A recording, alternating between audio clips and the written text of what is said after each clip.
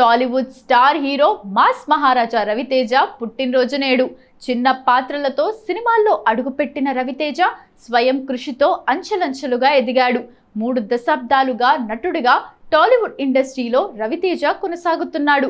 రవితేజ 1968 జనవరి 26న ఆంధ్రప్రదేశ్లోని జగ్గంపేటలో జన్మించారు. పూర్తి పేరు రవిశంకర్ రాజు భూపతిరాజు. అభిమానులు ముద్దుగా మాస్ మహారాజా అని పిలుచుకుంటారు. 1990లో కర్తవ్యం సినిమాతో సపోర్టింగ్ ఆర్టిస్ట్గా తన సినీ జీవితాన్ని ప్రారంభించారు.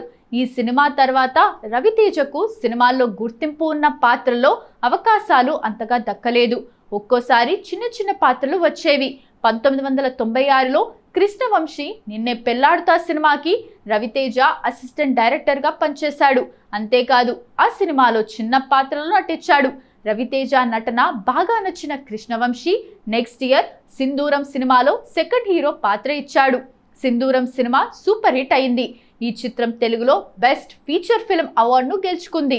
ఆ తర్వాత కూడా వివిధ సినిమాల్లో అసిస్టెంట్ డైరెక్టర్గా పనిచేసిన రవితేజ కెరీర్ను మలుపు తిప్పిన సినిమా 1999లో నీ కోసంతో వచ్చింది. ఈ సినిమాలో రవితేజ పూర్తి స్థాయిలో హీరోగా అవకాశం అందుకున్నాడు.